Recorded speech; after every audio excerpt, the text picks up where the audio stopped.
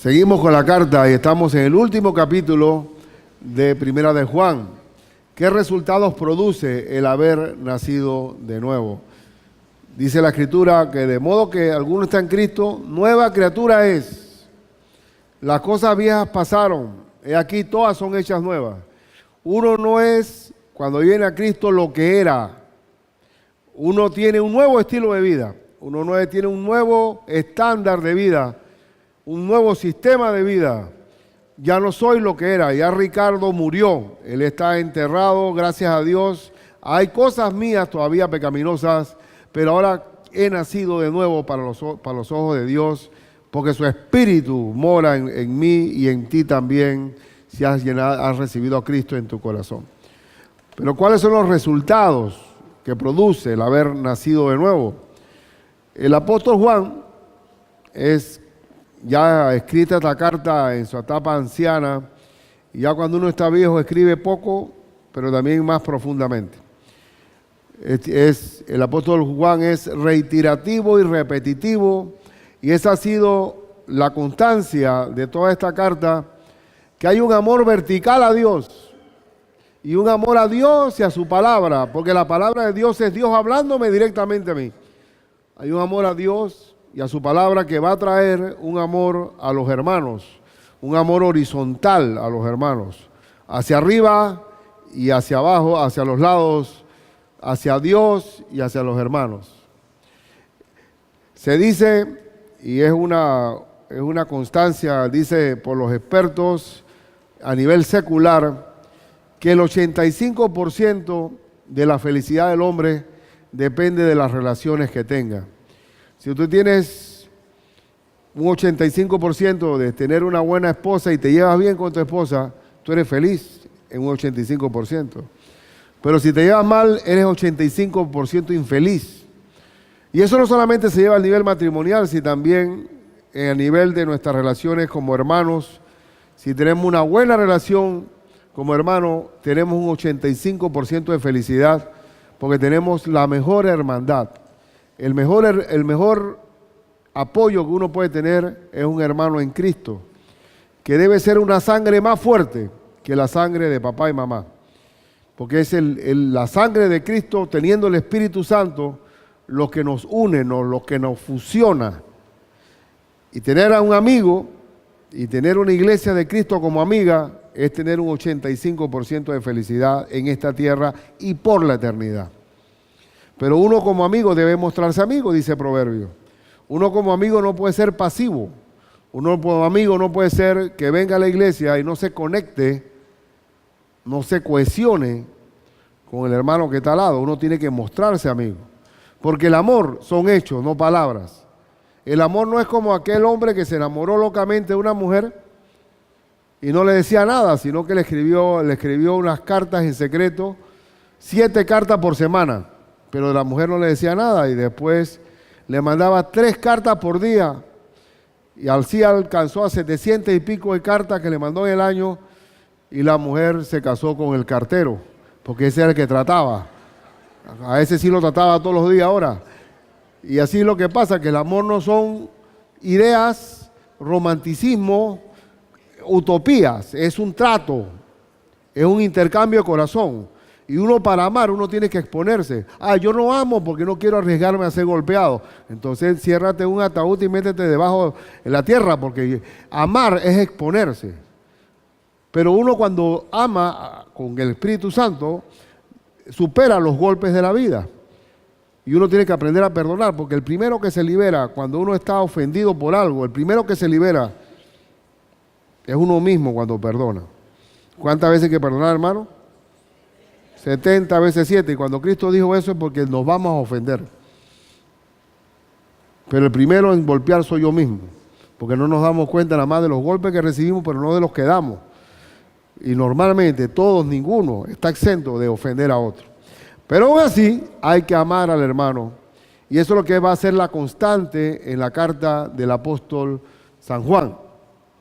Y en este pasaje solamente hay 2 enseñanzas de cuáles son los resultados si he nacido de nuevo como hijo de Dios. 2 resultados nada más en esta porción, muy fuertes, muy profundos. En primer lugar, amo a Dios pues si he nacido de nuevo, amo a Dios y a los hermanos porque guardo su palabra. Y esto lo vamos a ver inmediatamente, versículo 1 y 2 del capítulo 5, dice, todo aquel que cree que Jesús es el Cristo es nacido de Dios. A ver, todo aquel que cree que Jesús es el Cristo inmediatamente es nacido de Dios. Y todo aquel que ama al que engendró, o sea, ama a Dios, ama también al que ha sido engendrado por él, o sea, al hermano. El que ha nacido de nuevo ama a Dios y ama al hermano. Dice el verso 2, en esto conocemos que amamos a los hijos de Dios, cuando amamos a Dios y guardamos sus mandamientos. Y esto es importantísimo, porque la comunión entre nosotros los hermanos va a depender de la comunión primero vertical con Dios. Si tú no tienes una comunión con Dios, es posible que tú seas un hermano peleón. Porque el que nos hace amar a nosotros, el amor es de Dios y viene de Dios. Y por tanto el amor es una consecuencia de viene de la fuente del amor que es Dios. Si yo no tengo una comunión con Dios, es posible que sea un peleón no solamente con mi mujer, con mis hijos, sino también en la iglesia. La primera comunión es con Dios. La comunión no es jugar dominó, ni tomarnos un cafecito, ni estar en una parrillada. La comunión es consecuencia de tener un trato con Dios que nos va a dar una dimensión de trato con los demás hermanos.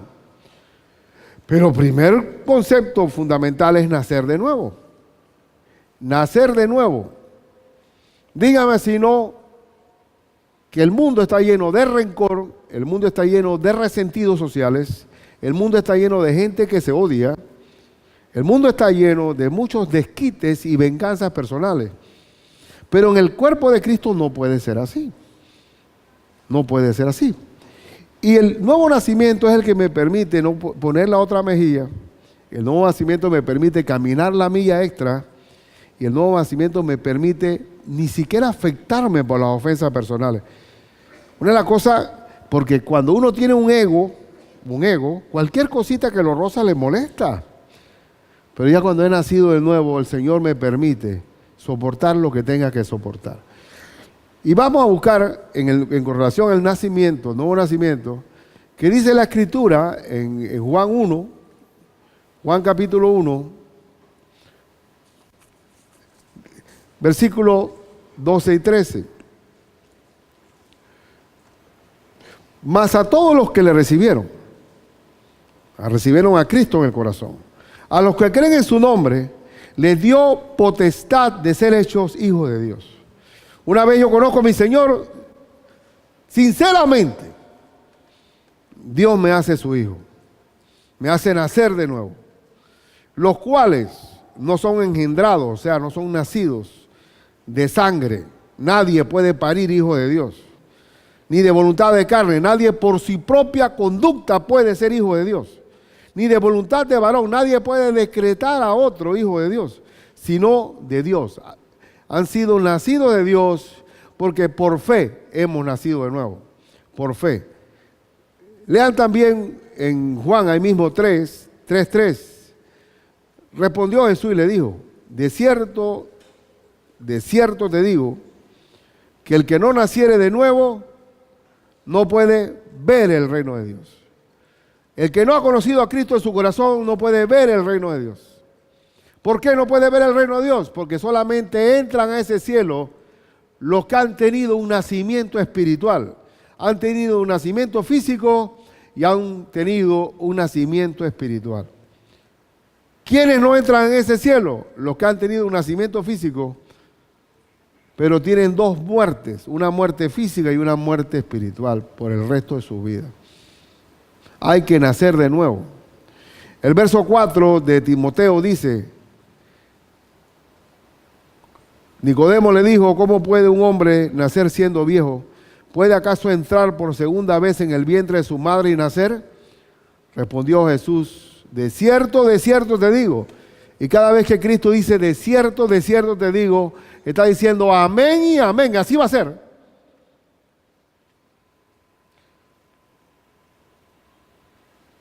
Que el que no naciere de agua y del Espíritu no puede entrar en el reino de Dios.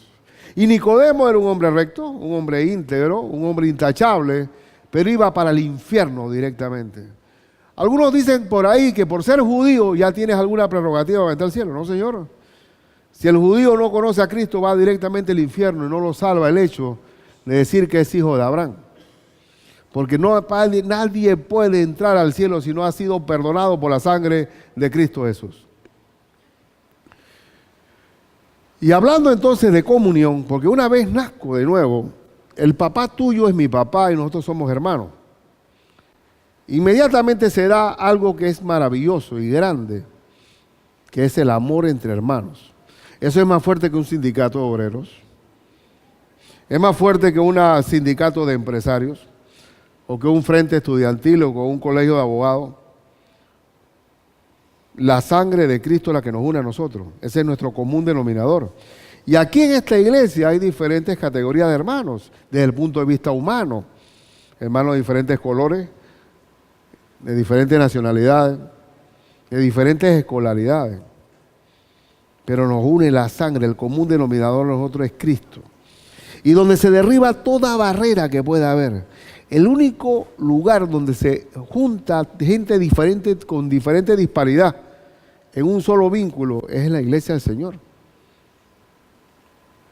Increíblemente, no existe otro lugar que amalgame tal cantidad, es un batido que no puede salir de otro lugar que solamente la iglesia de Cristo Jesús. Y en Primera de Juan dice 1:3 que está diciendo que la única forma de tener comunión es teniendo comunión primero con el Señor. El apóstol San Juan lo dice, en el verso 3 dice, lo que hemos visto y oído, eso os anunciamos, para que también vosotros tengáis comunión con nosotros, y nuestra comunión verdaderamente es con el Padre y con su Hijo Jesucristo. La comunión entre nosotros es tener comunión con el Padre y su Hijo Jesucristo. Él es nuestro común denominador. Esa es la posibilidad de hacer algo tan difícil de la unión de la iglesia, teniendo un mismo hablar, un mismo parecer, un mismo accionar. Nosotros estamos unidos en Cristo y esa es la oración que Cristo hizo allá en el monte de Getsemaní cuando dijo, Padre, así como tú y yo somos uno, que ellos sean uno con nosotros. Y eso es algo grande. Se dice que el pueblo alemán es el pueblo más fuerte del mundo. Aunque ellos no lo quieran aceptar, porque el alemán no quiere parecer como una potencia mundial. Pero el pueblo alemán tiene algo que no tienen los demás pueblos, que todo lo consensa. Ellos no dan un paso si no todo el mundo está unido. Y el Estado los atiende desde la cuna hasta la sepultura. Pero son todos en cohesión, en cohesión. La iglesia de Cristo es más fuerte que un pueblo alemán. Porque nosotros tenemos una misma mente, un mismo parecer, un mismo actuar. Porque tenemos algo mucho más garantizado que una raza, que es el Espíritu Santo en nuestro corazón. Que ahí no tiene que ver con sangre, ni nacionalidad, ni bandera. Es Cristo en nosotros, que nos permite tener una unidad maravillosa, donde la amistad es una gran realidad. Mi mejor amigo es mi hermano. Yo tengo hermanos de sangre, pero yo tengo más unidad con ustedes que con mi hermano de sangre.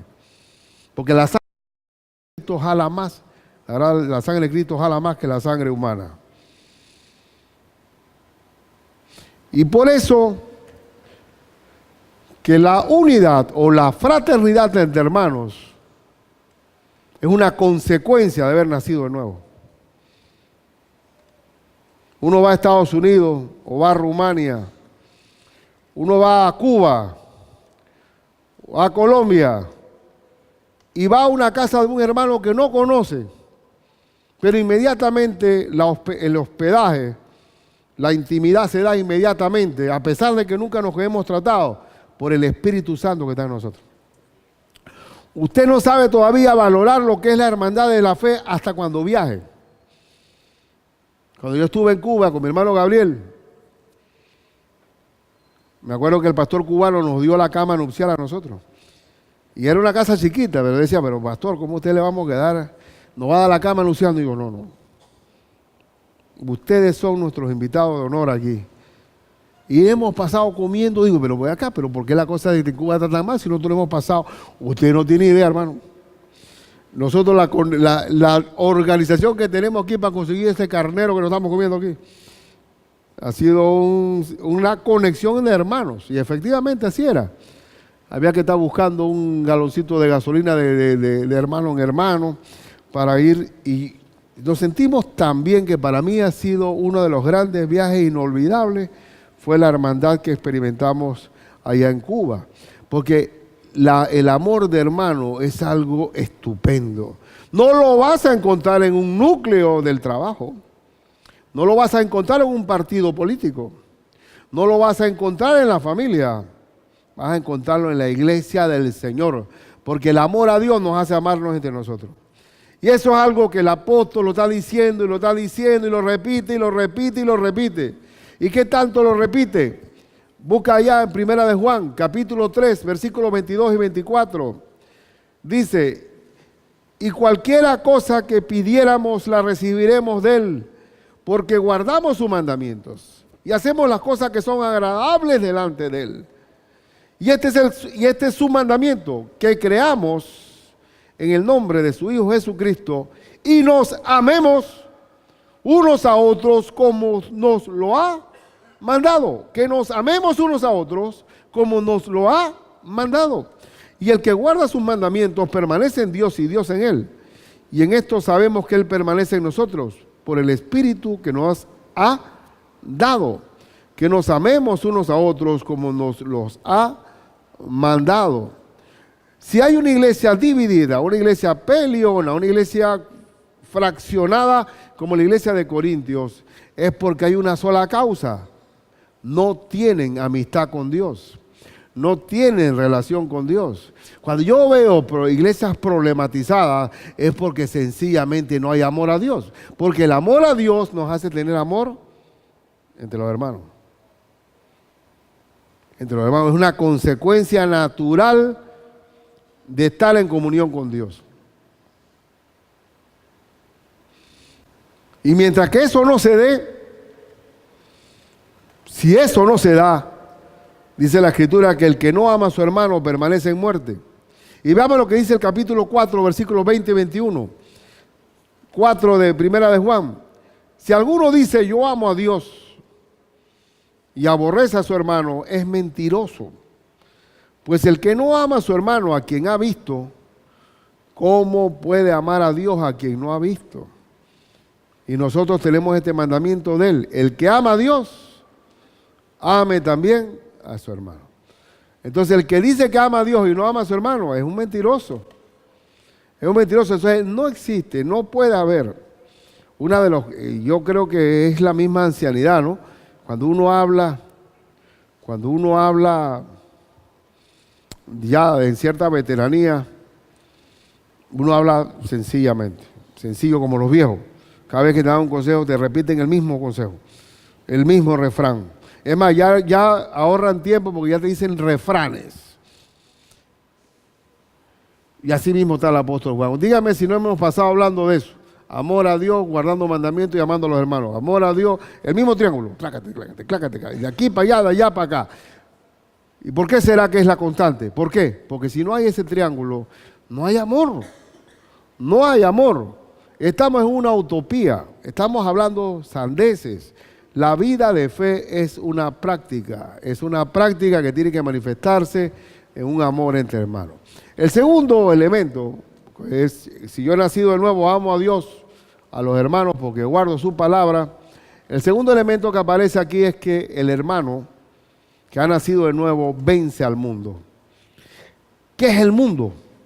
El mundo es todo el sistema contrario a Dios.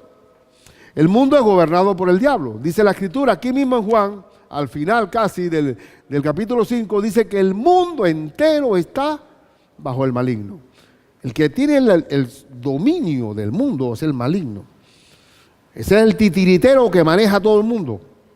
Es un concepto, es una corriente donde estábamos todos. Yo no digo que lo hagan, pero una vez, viendo de que el naval del río, que pasaban vistazos, agarré y le quité el volumen a la televisión y todos se movían como sincronizados. Eran así, las mismas cabezas a la vez. Era como si alguien estuviera dándole cuerdas a uno, un automatismo increíble.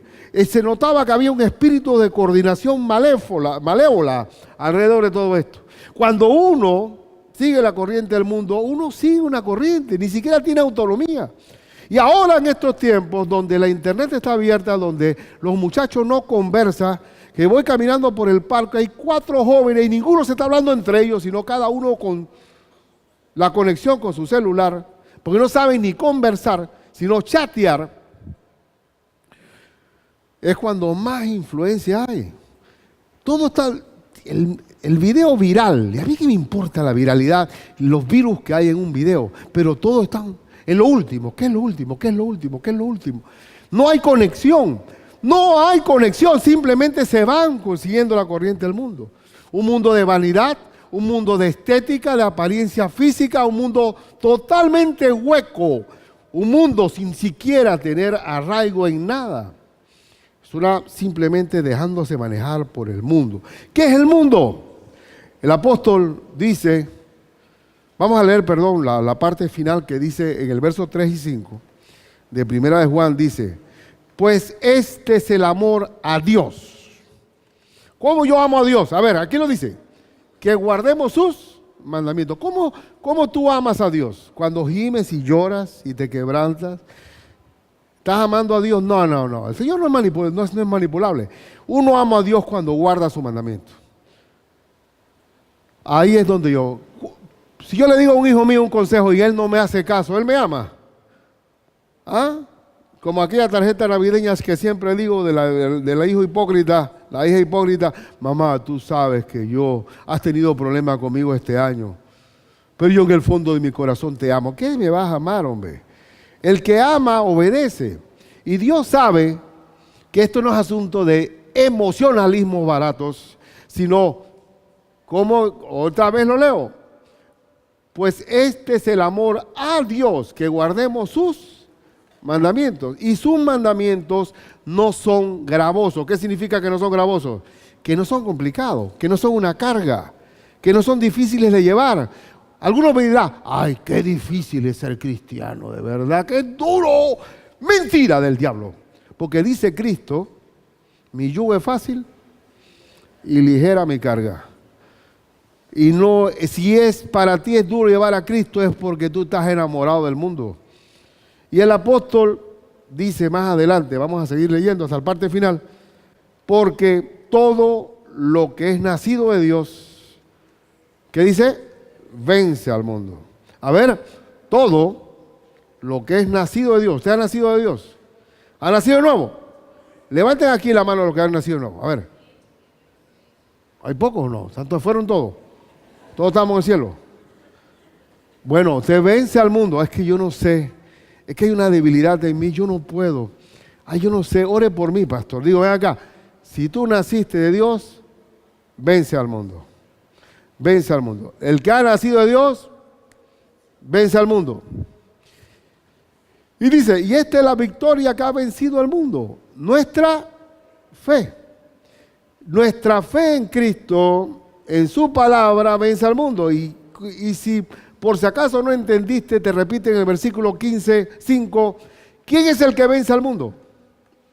Sino el que cree que Jesús es el Hijo de Dios. Tú puedes haber crecido en un ambiente mujeriego, un ambiente como el panameño, parrandero, un ambiente de infidelidad, pero tú no eres, ya Dios te sacó de esa cultura. Ahora yo soy hijo de Dios.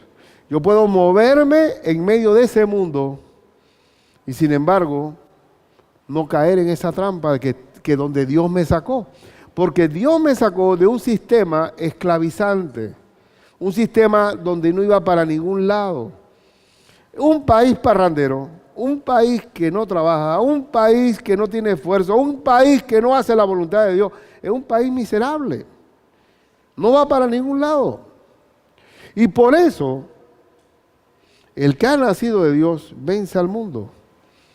Yo soy un hijo de Dios, soy guiado por mi Señor.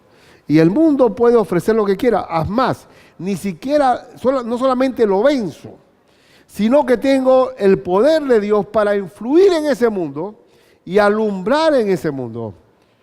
Vosotros sois la luz del mundo. Ahora, ese mundo al cual yo enfrento siempre, el apóstol señala las características de ese mundo. Ese mundo, de acuerdo a capítulo 2, versículo 15 al 17, dice las características de ese mundo. No améis al mundo, ni las cosas que están en el mundo. No améis al mundo. ¿Cuál es el mandamiento? No ames al mundo. ¿Qué significa amar? Poner el corazón en algo. No améis al mundo ni las cosas que hay en el mundo. Si alguno ama al mundo, el amor del Padre no está en él. Si alguno ama al mundo, el amor del Padre no está en él. Porque todo lo que hay en el mundo, ¿qué es lo que hay en el mundo? Los deseos de la carne, los deseos de los ojos y la vanagloria de la vida no proviene del Padre, sino del mundo. Los deseos de la carne es mi apetito carnal por satisfacer algo. Si la debilidad tuya o la debilidad de cualquier hombre, porque no es la tuya, es el pecado de la fornicación o del adulterio, el deseo carnal está allí. ¿Cómo es estimulado ese deseo carnal? Por los deseos de los ojos. ¿Qué va a buscar los ojos?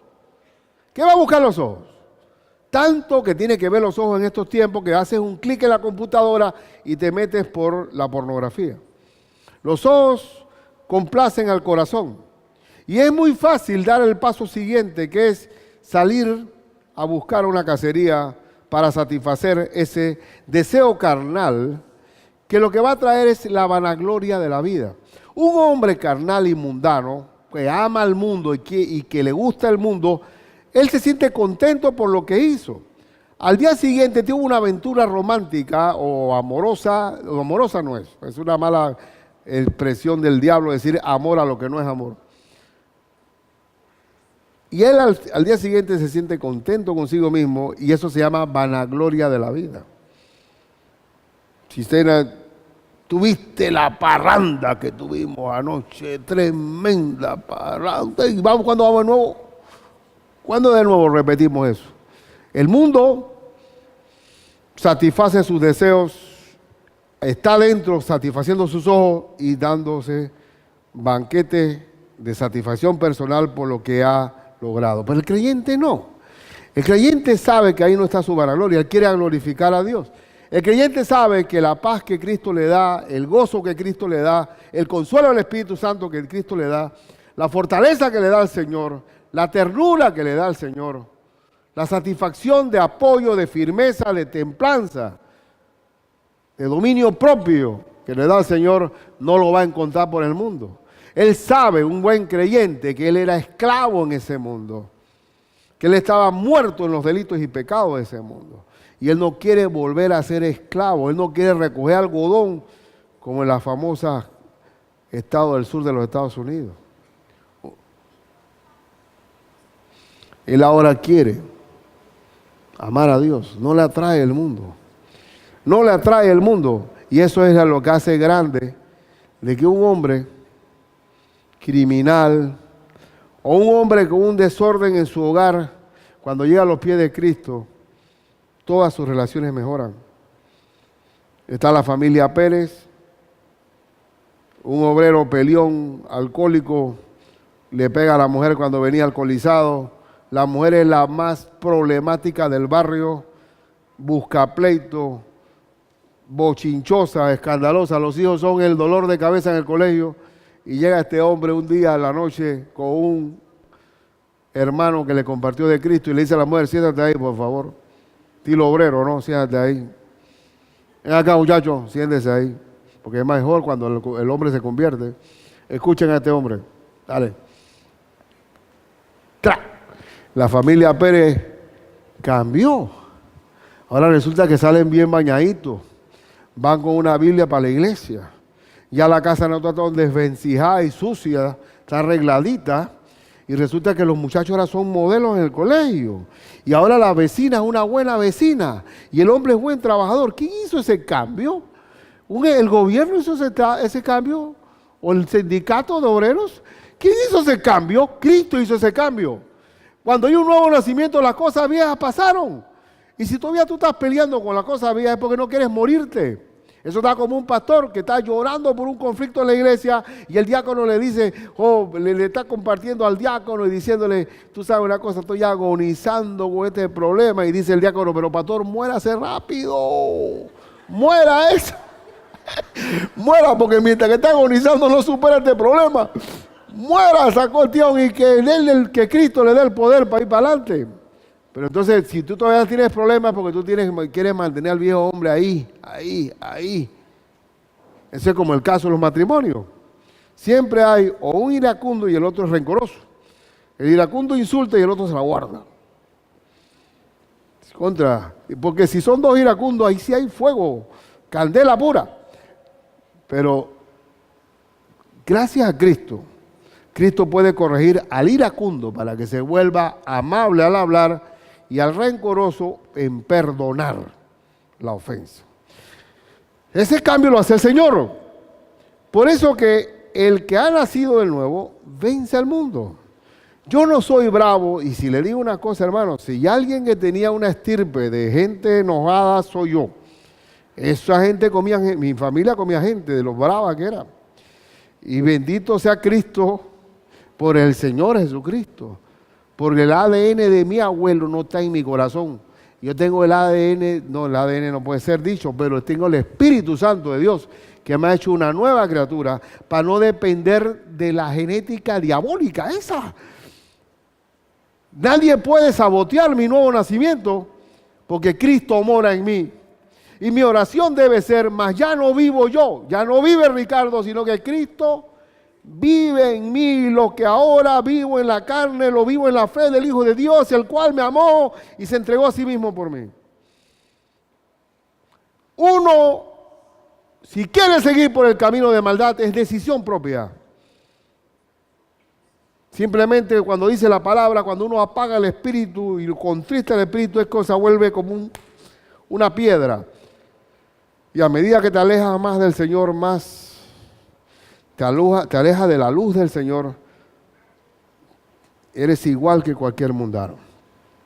Pero el que ama a Dios no ama al mundo ni las cosas que hay en el mundo. ¿Y el mundo qué? El mundo pasa y sus deseos. El mundo pasa y sus deseos. Puede ser que un jovencito o uno que tenga, vamos a decir que hasta los 40 años puedes tener deseos carnales y satisfacerlos. Pero hay un momento que el mundo pasa y sus deseos, ya eres viejo. Y si fuiste la reina de belleza, ya no hay cirugía que te sirva. Ya eso pasó, las cosas, el mundo pasa y sus deseos. Ya, tú te acuerdas, tendrás que hablar con tus amigos de secundaria lo linda que fuiste. Pero el mundo pasa y sus deseos, pero el que hace la voluntad de Dios permanece para siempre. Pero bueno, quédate con los deseos, pues. Hay hermanos que no, o hay personas que no maduran nunca, ya siempre lo he dicho. Plátano verde no vuelve maduro, pero hay algunos que nunca maduran. No maduran, pasan de verde a podrido, no maduran siquiera. ¿Por qué? Porque no aprenden a dejarse guiar por Dios y son sabios en su propia opinión. Y déjame decirte algo, si alguien va a recibir golpes hasta que aprendas que yo soy el buen pastor y tú eres una oveja, y la oveja que no obedece, ¿qué va a recibir, hermano? Dígame, ¿qué va a hacer la oveja? ¿Qué hace un pastor? Vea un video. ¿De qué hace un pastor con una oveja rebelde? Que le quiebra la pata. ¿Por qué? Tú sales de nuevo, vas de nuevo para afuera, de nuevo para afuera, sí.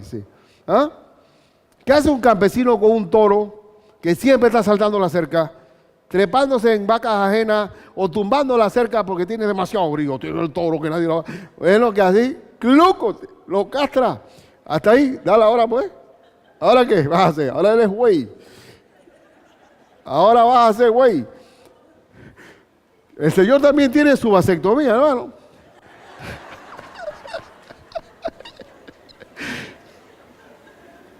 Yo le voy a ser franco.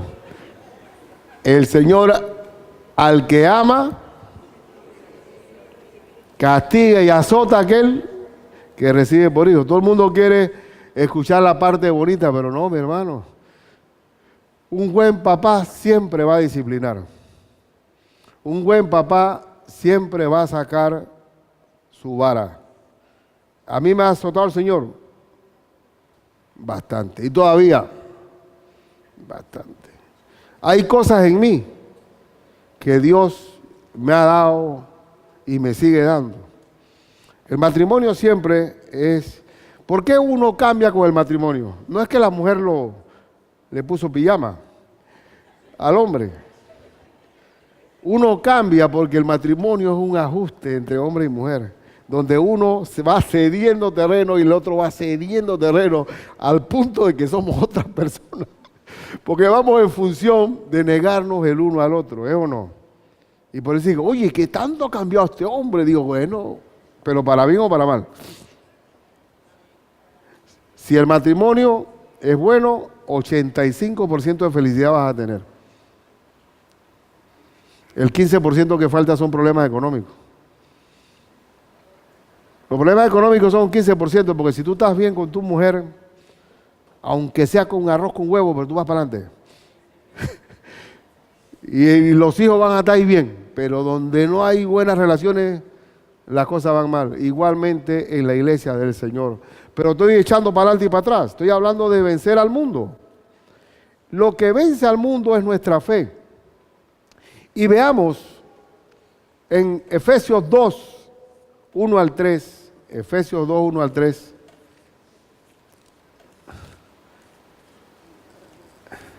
Dice así: y Él os dio vida a vosotros cuando estabais, ¿qué? Muertos en vuestros delitos y pecados. ¿Cómo estábamos nosotros antes de conocer a Cristo? ¿Cómo estábamos? Muertos, éramos zombies. Nosotros éramos muertos en nuestros delitos y pecados. ¿Y qué dice el verso 2? En los cuales, en esos pecados, anduvisteis en otro tiempo siguiendo la corriente de este mundo. Éramos peces muertos siguiendo la corriente de este mundo, conforme al príncipe de la potestad del aire. ¿Qué es el príncipe de la potestad del aire? Satanás. El espíritu que ahora opera en los hijos de desobediencia. El gran titiritero, el que mueve al mundo, es el diablo. ¿Usted no cree que es correcto o incorrecto que el Estado se meta a tratar de orientar sexualmente en mi casa? Eso no puede ser. Ahora, ¿de dónde viene esta situación? ¿De dónde viene esta orientación o desorientación? De toda una mente máster, una maestra que gobierna todos los actos del mundo, porque el mundo entero está bajo el maligno, entre los cuales todos nosotros vivimos en otro tiempo, en los deseos de nuestra carne, haciendo la voluntad de la carne y de los pensamientos, y éramos por naturaleza hijos de ira, lo mismo que los demás.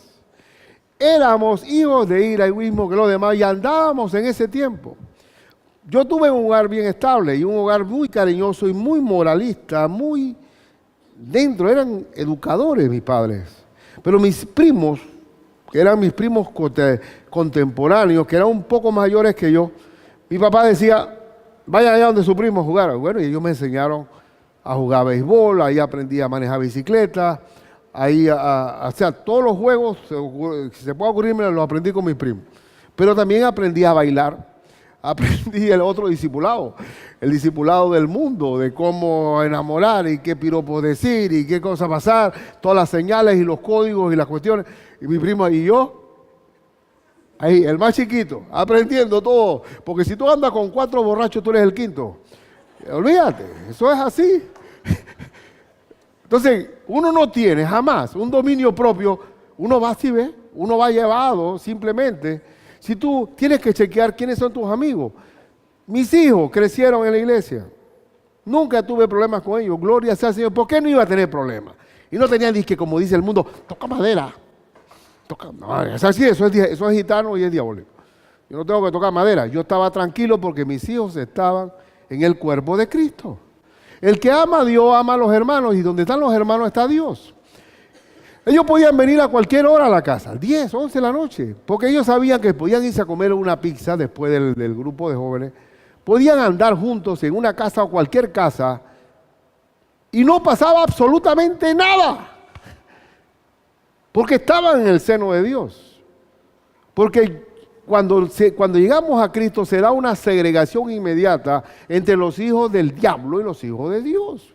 Los que siguen la corriente del mundo y los que siguen la corriente de Dios, o siguen el sendero de Dios, para no decir corriente. Pues yo tenía un vecino, nosotros teníamos un vecino al frente de mi casa. Ellos eran creyentes bautistas y faltaba uno para que llegara a los pies de Cristo, y nosotros le decíamos, no te dejes lavar el cerebro de esa gente. Éramos nosotros aquí evitando a toda costa, oye, que se lo van a llevar para allá, van a lavarle el cerebro, de acá, y ahora no vas a poder ni ir a una fiesta, ni nada, ni tomar trago, ni nada, acá de este lado. Y ya cuando el hombre se fue a Cristo, contra cómo lamentamos eso nosotros. La vida, perdimos un jugador ahí, perdimos un compañero de parranda. Pero bendito sea el Señor, que el Señor me agarró y me puso mi cordel y quedé agarrado.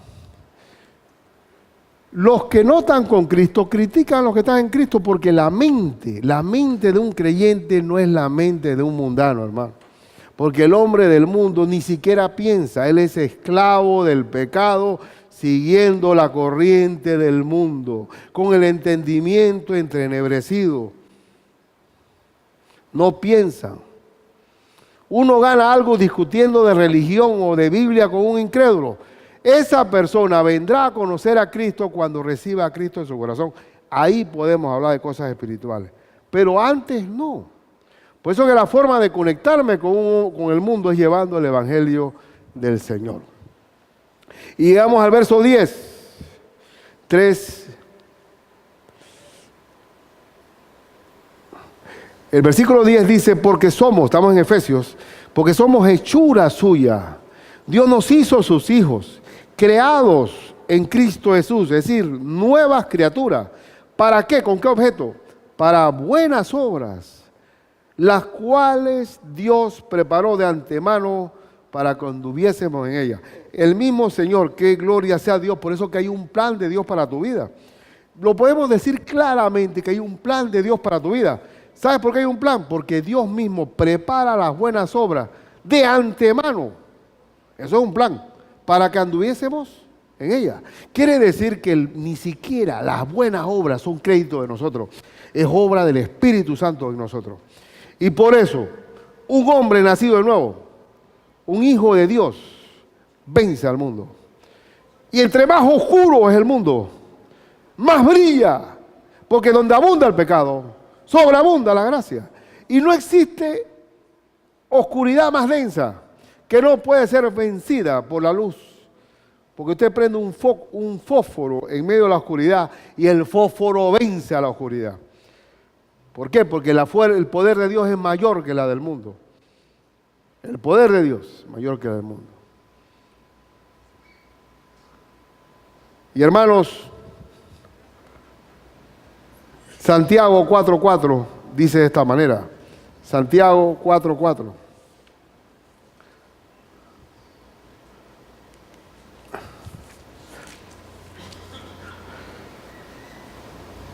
Oh almas adúlteras, y eso se le está hablando a creyentes, es posible que usted esté cometiendo un adulterio. ¿Cómo uno comete un adulterio, espiritualmente hablando? Oh almas adúlteras, no sabéis que la amistad del mundo es enemistad contra Dios. Amistarse con el mundo es ser enemigo de Dios. Así usted comete adulterio. Cualquiera pues que quiera ser amigo del mundo, ¿qué pasa? Se constituye enemigo de Dios. Amistarse con el mundo es ofender a Dios porque nos hacemos enemigos de Dios. enemigo de Dios. A manera de aplicación, alguno dirá por allí, bueno, pastor, ore por mí, porque usted sabe, ¿no? Mi debilidad son las mujeres. Ah, qué bien, qué bueno, tú eres el único. Ajá, qué bueno, tú no eres el único que tiene sangre por las venas, eres tú. En la Biblia, ¿cuál es la única forma de poder vencer el pecado de fornicación, mi hermano Jonathan? Huir. El estándar de gente que ha enfrentado el pecado de fornicación en la Biblia sin huir, ¿cuál es el porcentaje? Todos cayeron. Todos. Así que si usted va, una creyente que sale a la universidad, está haciendo su examen semestral y están celebrando su último examen, y le invitan los compañeros, ¿por qué? Pero vámonos ahí a la discoteca tal. Y si algún creyente pregunta, ¿tú qué vas a hacer allá? Si yo no, y nada más lo voy a acompañar si estamos celebrando, terminamos los exámenes semestrales. Pero la semana siguiente, no, yo sí nada más estoy acompañándolo, pero estás tomándote un trago, sí, pero nada más uno. Y a la semana siguiente, no estoy bailando con él nada más, pero no es nada más somos amigos. A la semana siguiente, embarazada.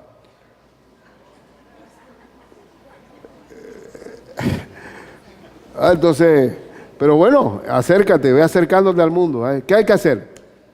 Yo tengo otro tipo. ¿Cuál es mi familia? ¿Cuál es mi congregación? El amor al mundo me enemista con el Señor.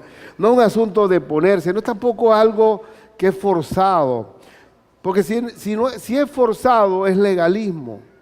Yo no tengo que, si un joven en la fe está peleando, ay, yo quisiera ir a la discoteca, pero tengo que aguantarme, carne, muere, carne, muere, carne, muere. Tengo que aguantar contra, qué difícil esto es duro. Digo, ven acá, eso no puede ser así. Ven acá, si esto es un deleite. Bendito sea Cristo, yo no amo al pecado ni amo las cosas del mundo, porque no tengo los deseos carnales que me jalan. No, si es así estamos en un monasterio, hermano. Que la gente diga, bueno, ¿cuál es la forma de no pecar? Vamos a encerrarnos dentro de este convento o de este monasterio y aquí no vamos a pecar porque no vemos nada. Pero aquí estamos bien, aquí no hay forma de pecar, ¿ah? Pero el monje va allá al mercado y ve a una muchacha y se fue. Y cuando llega al monasterio, carne, pecadora, contra, ¿cómo estuviste, gordo? La carne no se vence con la carne. Es obra total de Dios en nosotros. Por eso tenemos que morir para volver a nacer. Y con el Espíritu de Dios es posible. Y es posible, no, es realmente la victoria sobre el pecado. Ya no somos esclavos de la carne, sirviendo para los deleites de la carne.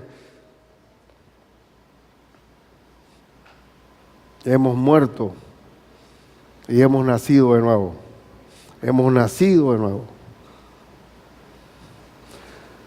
Si somos atraídos por el pecado, es porque nosotros mismos, como ovejas fuera del redil, estamos buscando el pecado.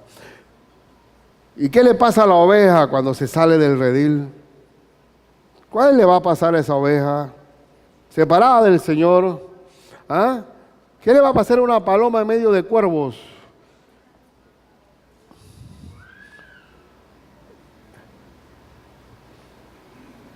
Si alguien peca y decide pecar, no es por el Señor, sino por su propia decisión. Porque sencillamente está alimentando más su carne y por eso no tiene. Y al final queda siendo esclavo de la carne. Vamos a ver lo que dice para ir concluyendo Santiago 1:13 al 17. Santiago 1:13 dice: cuando alguno es tentado, no diga que es tentado de parte de Dios. Es que Dios me ha puesto a mí una cáscara de guineo o de banano para que yo resbale. Dios, vaya acá, no metas al Señor en esto. No, Dios no es, fue el diablo. El diablo me puso esa cáscara para que yo cayera. Porque siempre alguien es culpable. Y si usted quiere ser una persona mediocre toda la vida, comienza a culpar a otro. Comienza a culpar a otro. No, fue mi jefe el que hizo esto. No, fue el gobierno el que tiene este problema. No, son los gringos. Porque al final los gringos no son culpables de todos los pobres. Óyeme, si alguno comete pecado, ¿por qué lo comete? ¿Ah? Cuando uno es tentado, no diga que es tentado de parte de Dios, porque Dios no puede ser tentado por el mal, ni Él tienta a nadie. Él no tienta a nadie, sino que cada uno es tentado cuando ¿de dónde? De su propia concupiscencia. ¿Qué significa concupiscencia? Su propia naturaleza pecaminosa es atraído y seducido.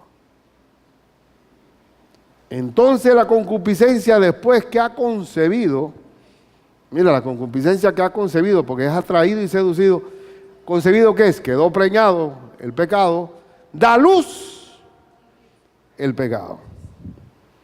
Y el pecado cuando consumado, siendo consumado, da luz la muerte. Pero ¿dónde comienza todo? ¿Dónde? En el mismo corazón de uno es atraído y seducido. Como aquella cajera cristiana que la cogieron en un desfalco de dinero y la llevan presa. Dice, no, pero aquí tiene que haber alguien preso más, el diablo. Digo, no. No me vengas con eso cuando es atraído por uno mismo. Una forma más de desplazar la responsabilidad es culpar al diablo de todo. Porque siempre, desde que se inventaron las excusas, todo el mundo queda bien. Y una de las grandes excusas es implicar al diablo en cada decisión. Cuando de su propia concupiscencia es atraído y seducido. La buena noticia es que el hombre de Dios, con el Espíritu Santo, vence al mundo. Y el versículo 18, léanlo. Y sabemos, del capítulo 5 de Juan, el primero de Juan, y sabemos que todo aquel que ha nacido de Dios no practica el pecado, pues aquel que fue engendrado por Dios le guarda, y el maligno no le toca. Si tú has nacido de nuevo, Dios te guarda, y el maligno no te toca. No te toca. Dios ha hecho una obra maravillosa en mí y en ti. Ninguno es bueno, hermano. Gracias a Cristo, el maligno no me toca. Nosotros podemos